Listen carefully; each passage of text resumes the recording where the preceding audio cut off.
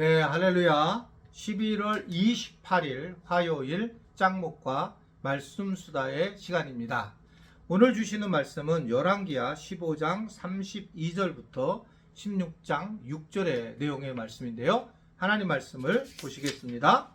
이스라엘의 왕 르말랴의 아들 베가 제2년에 유다 왕 우시아의 아들 요담이 왕이 되니 나이가 25세라. 예루살렘에서 16년간 다스리니라. 그의 어머니의 이름은 여루사라. 사독의 딸이더라.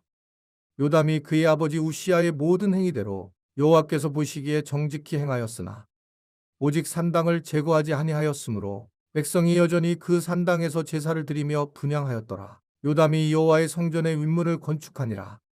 요담의 남은 사적과 그가 행한 모든 일은 유다 왕 역대지략에 기록되지 아니하였느냐. 그때의 여호와께서 비로소 아람 왕 르신과 르말랴의 아들 베가를 보내어 유다를 치게 하셨더라. 요담이 그의 조상들과 함께 자매 그의 조상 다윗성의 조상들과 함께 장사되고 그 아들 아스가 대신하여 왕이 되니라. 열왕기하 16장.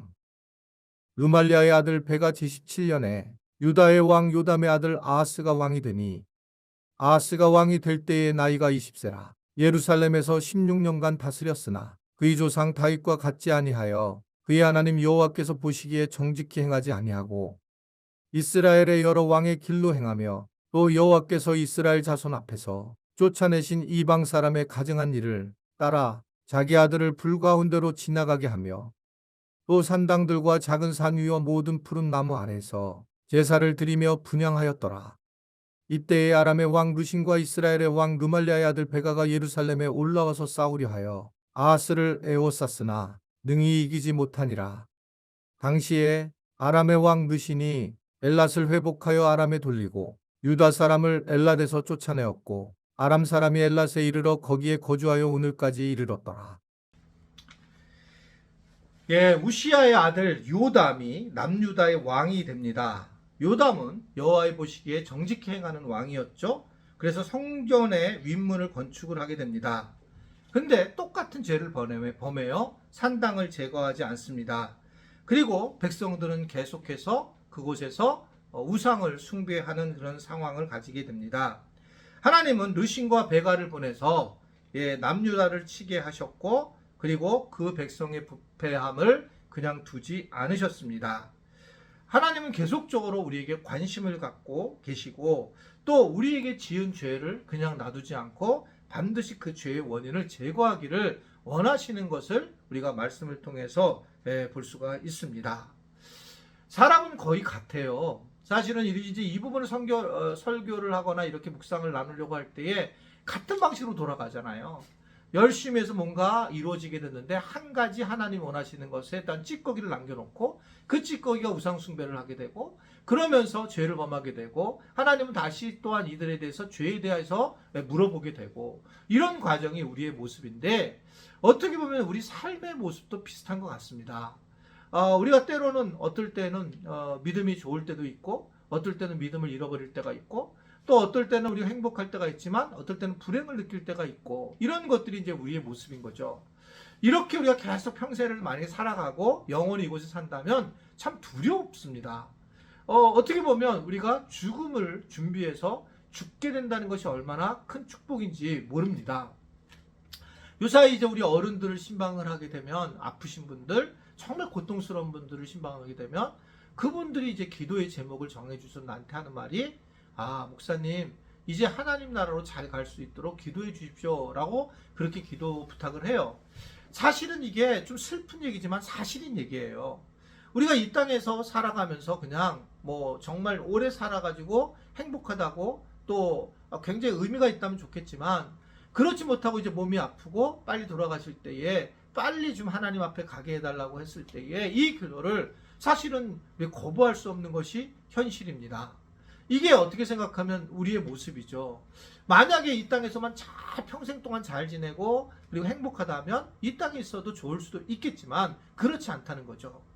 앞으로 이제 미래가 발전하게 되면 뭐 안에 신장들도 다 똑같은 나와 똑같은 이제 사람이 이제 개발이 돼서 바꾸게 돼서 이제 나를 그대로 놔두게 되고 그러면서 이 땅에 영원히 산다면 그게 정말 행복할까? 제가 이제 폐가 안 아프면 나랑 똑같이 그런 이제 유전자를 만들어 가지고 유전자 변이를 통해서 유전자를 통해서 나를 또 이곳에 폐를 갖다 이식시켜 준다는 거죠.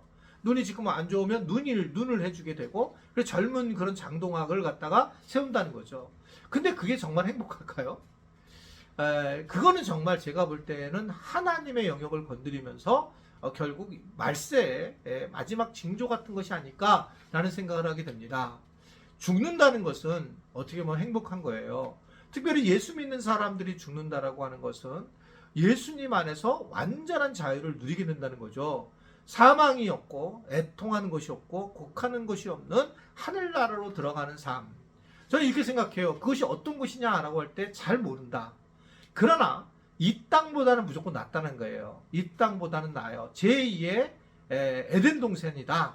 그래서 어떻든 지금 우리가 사는 이곳은 굉장히 유약한 부분이 많고 연약한 부분이 많고 죄된 부분이 많지만, 그러나 우리가 죽고 나서 갈 곳은 아주 좋은 곳이라는 건 분명하고 우리의 언어로 말할 수 없는 그런 아름다운 보석과 같은 땅이다, 이렇게 생각할 수가 있습니다. 자, 요담의 아들 아하스가 남유다 왕이 되었는데 그는 여전히 똑같이 하나님이 원하지 않는 범죄를 지르게 되고, 그리고 암몬 사람들의 인신 제사를 따르게 되고 가나안 사람들의 우상 숭배를 따라서 제사를 지내게 되면서 결국 이 하나님이 남유다를 아람에게 허락하시면서 이들은 엄청난 그런 큰 고난을 당하게 됩니다. 결국 세상을 따르는 자는 세상에 의해서 어려움을 당한 걸 볼 수가 있습니다. 우리가 무엇보다도 하나님이 주신 하나님의 생각을 가지고 이 땅에 살아가야 되는 것이 중요하다. 성경을 우리가 읽는 이유는 하나님은 어떻게 살기를 원하시는가를 배워야 된다는 거죠. 하나님은 무엇을 원하시는가? 하나님은 하나님이 일하시는 것에 대해서 우리에게 맡기기를 원하시고, 하나님께서 인도하시는 대로 주님이 하실 것을 따르기를 원하시는 거죠.